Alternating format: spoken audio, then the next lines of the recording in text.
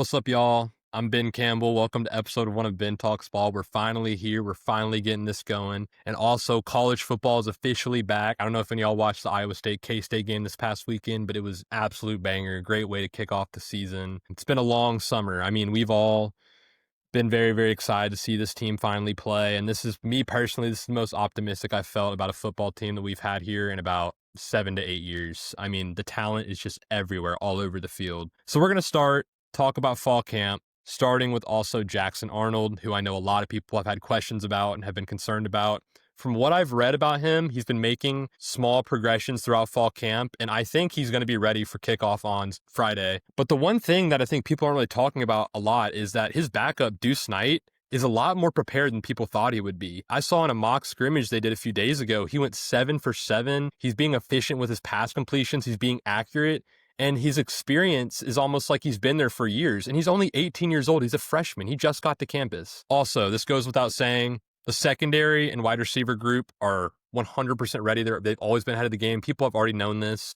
You know, you got Cam Coleman, Eric Singleton, Horatio Fields, Malcolm Simmons, Perry Thompson. They're all young, but they're all experienced and they're all developed and they're ready for the game on Friday. And then also people aren't really giving the DB room their respect. I mean, Auburn had 2 freshman All-Americans in the secondary last year, one in Caleb Harris and one in Jay Crawford. And they also got Rayon Strader from the portal, who I believe should have never, ever been at the group of 5 level. I mean, he was just so dominant on the receivers over there. It was absolutely ridiculous. And I've heard that he's been incredible in fall camp. They're always talking in those interviews, iron sharpens iron, and that is the greatest way to put what's happening in fall camp. Great defensive back room and great wide receiver room, just pushing each other to their limits, getting better every single day, and I cannot wait to watch them play on Friday. Then obviously, you got the offensive line. Xavier Chaplin has been bringing in a lot of NFL draft buzz. He's had scouts pulling up to practice to watch him play. Obviously, seeing our other guys play. One thing I really like about fall camp, from what I've heard, is all the offensive line are wearing braces, which is huge because we can't really afford to have any major injuries in the trenches, especially if we want to be successful this year. So I'm really, really looking forward to them staying healthy and giving Jackson Arnold the protection he needs to get the receivers the ball. And then also for a little slept-on prospect, Omar Mabson, I hope I pronounced that right. He has been absolutely cooking in fall camp, and he's put himself on the map. And even a lot of our coaches think he's going to be a great player. So I can't wait to see him progress throughout the years as an Auburn Tiger. Now for my next point, I'm going to be talking about the overreactions from the media from what we've seen in fall camp. There was a trending clip a few weeks ago of Hugh Freeze tossing his headset on the ground out of frustration because Jackson Arnold was holding onto the ball too long. And, obviously all the media was seeing that as, Jackson Arnold's not going to pan out. Look at this. They wasted all that money on a quarterback. And it's like, that's just like not what happens. That's not like what's happening. I mean, anyone who's been a part of a practice in literally any sport knows that coaches get frustrated sometimes, especially when time's ticking down. The game day's approaching, kickoff is approaching, and they're expecting the best of the best in practice. And mistakes happen. They caught that moment on camera and everything, and everyone got their trolls in and all that stuff. But honestly, they're just making themselves look dumb because stuff like that happens every single practice. And it's just so silly seeing people overreact to something that just is so insignificant. And that even brings me to my next point. Back in the spring, Hugh Freeze made a very, very weird quote about how he was telling the defense to take it easy on Jackson Arnold. Oh! Ew! Now, I personally don't agree with making this quote public. Obviously, it's something that could have stayed in the locker room. But I kind of understand it because he did come from a completely different system at Oklahoma. And I think he was just trying to ease him in to the system and learn all the plays and all that stuff like that. Because, obviously coming from Oklahoma, he didn't really have much over there. I mean, I had a video I posted a few months ago about how Jackson Arnold, about why he struggled at Oklahoma and all the issues he had there, with the lack of depth at the offensive line, all the receiver injuries. So I think honestly, that is a fair play, to help him ease into a brand new offense and learn the plays and gain his confidence. Now on to my next point, Auburn football recruiting. Until a few weeks ago, people were getting all their laughs in on Auburn recruiting because it was pretty tanky. We only had like 7 commits. We were ranked inside like the 70s, and people were, blasting off tweets, which, this guy Ryan C. Fowler on Twitter, I don't know if y'all have seen his tweets, trashing Hugh Freeze and saying how he needs to overpay to save the cycle, and, saying how Auburn football recruiting isn't where it needs to be, and Auburn's going to have to overspend to achieve a good class. What are you even saying, man? What? Bro, what are you talking about, man? And then, we ended up landing players like Jace Matthews and 5-star Brelon Womack, and Auburn went from the 70s to 22nd with only 13 commits. And Ryan Fowler proceeded to double down on his take and say congrats to Auburn for jumping into 12th place into the SEC. Hey, y'all, come look at this. And if you look at that ranking screenshot he posted, Auburn has 13 commits. The team below them is Mississippi State with 28 commits.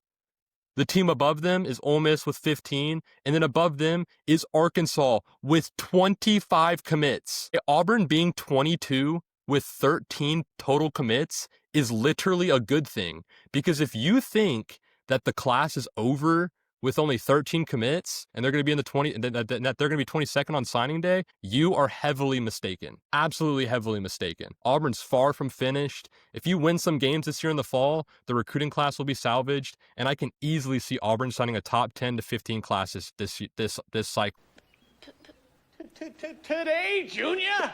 Which I think would be perfect. For my next point, we're going to be talking about Baylor. Not the game itself, but we're going to be talking about Baylor as a team.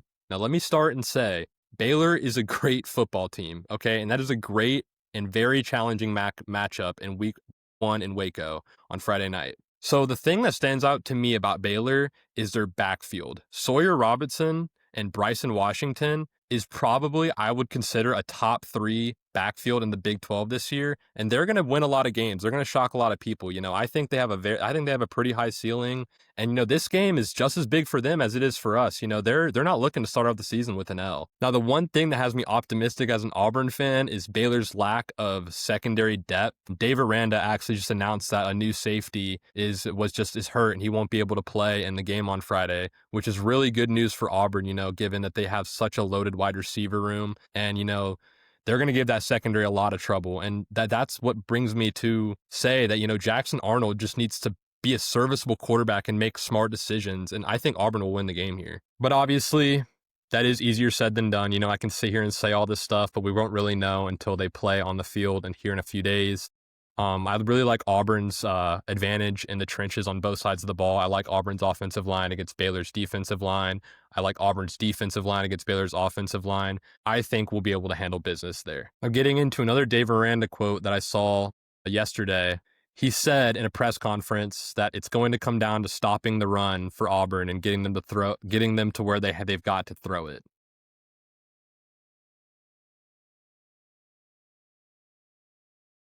Are we serious right now? Now, I'm not sure if he was trolling or if he was serious, but someone has got to inform him that is just the wrong game plan to use against Auburn if you're trying to win this game. Because the last thing you want is for Auburn to start getting receivers open and start throwing the ball, because Baylor's going to pay for that. Now I'm going to be talking about Auburn's roster, my personal opinion on it.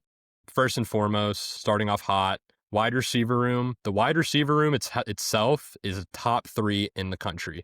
No debate about it. I will sit here and argue to anyone that Auburn is a top 3 unit in the country. They've got a lot of young guys, but they've got young guys that are developed and that are game ready at any moment's notice. We've also got a much better QB room than we have had in recent years, with players like Jackson Arnold, Deuce Knight, and Ashton Daniels. If Jackson Arnold doesn't work out, I actually have a lot of faith in Deuce Knight going out there and learning and, improving. Obviously, week 1, that might be kind of concerning. I think it should be one of those things where he learns as the year goes. And, if eventually near the end of the year, he ends up being better than Jackson Arnold, I'm totally for that. Now, talking about the DB room, which I also talked about earlier, very, very underrated. We've got a very, very deep secondary. We've got players like Jay Crawford, Rayon Strader, Caleb Harris, Champ Anthony's coming back from an injury. And I also read a quote that Auburn could rotate as many as 34 players on defense in the opening game at Baylor, which is going to be huge for, staying fresh, keeping the pressure on Baylor in that elite backfield. And I really, really trust the rotation. I trust the guys we have, and I can't wait to see this defense in action. Now, the most overlooked position on offense, in my opinion, is our offensive line. Tons of NFL draft prospects in that position. You got Xavier Chaplin and Connor Liu already drawing draft buzz this early on in fall camp. I also saw another stat that Auburn's offensive line collectively have played in a combined 236 games, which is the most in the SEC and 7th most in the country. Absolutely insane and underrated stat. In my opinion, this is our best offensive line we've had since 2013, over 12 years ago. And contrary to popular opinion, I actually really like our running back room this year. Obviously, it's going to take a step back. We don't have a player like Jarquez Hunter, but we've got guys like Jeremiah Cobb, Damari Alston, Darrell Robinson, and even young guys like Omar Mabson and Alvin Henderson that are going to develop as the years go on. I'm very, very excited to see these running backs, to see the running back rotation, see how all these guys benefit in the offense, and to see how this can ultimately change our offensive game plan for games in the future. Now we're going to be talking about Hugh Freeze and players from the media day and, the quotes, the stuff they've been saying in press conferences. I haven't seen Hugh Freeze this confident at Auburn at all. I mean, his total vibe has just shifted in the past few months. Obviously, he knows that we have a good team this year. He knows we can win a lot of ball games this year, and he's ready to prove it. He's all talking about how excited he is and how he's ready to prove it on the football field and show people that we have the talent now. Like, there's no more rebuilding. The rebuild is here. It's done. We just need to win football games. And they're embracing that. They're embracing the pressure this year.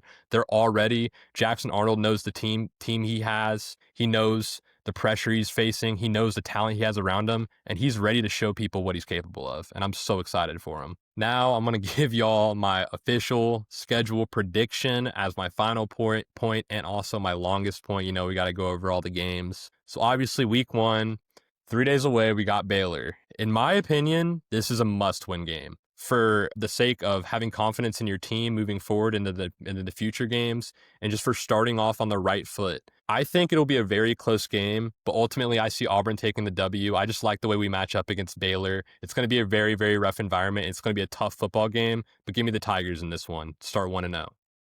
And then you're following up those games with Ball State and South Alabama at home. I think those are W's, and that should be self-explanatory. I don't think we're in for another New Mexico State situation like we were a few years ago. We should be able to handle business there. South Alabama has a small chance to be tricky, but by small chance, I mean like 5%. Like I don't see that game being a challenge at all, and I see Auburn winning both those games with ease. Now for the toughest 3-game stretch on our schedule: at Oklahoma, at Texas A&M, and Georgia at home. I expect to drop these games. We might even drop all of them. But if you come out of that 3-game stretch 1-2, you're in a great position with how the rest of your schedule goes. If you come out of it 2-1, you're automatically in playoff conversations. No question about it. Now, my prediction for this 3-game stretch is I have us losing at Oklahoma. I also have us losing at Texas A&M.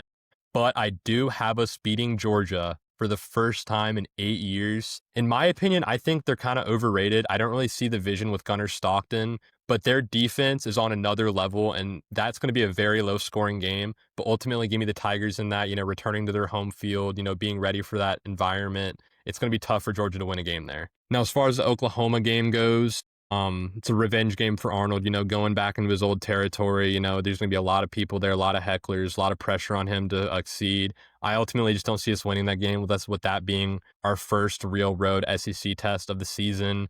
They've got John Mateer, they've got Jaden Ott, they've got a lot of receivers returning from injury that I believe are really, really good.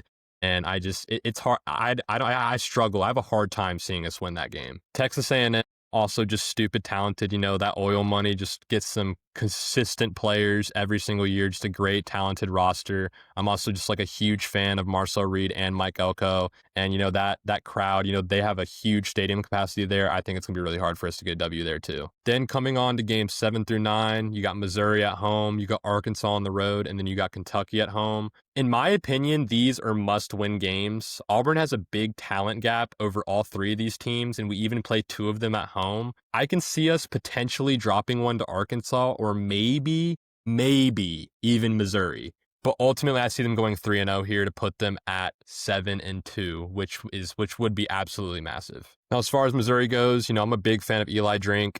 He's a great coach. He's got a great program and culture going on over there. But they lost a lot of talent this past offseason. They lost Brady Cook to the draft, Luther Burden to the draft, and I see them taking a little step back. And with Auburn having that game at home, I don't see that game being much of a problem. Give me the Tigers in that one for sure. Now, as far as Arkansas goes, I'm a big fan of their quarterback Taylon Green, but they don't really have any standout players outside of him. They don't have any standout talent.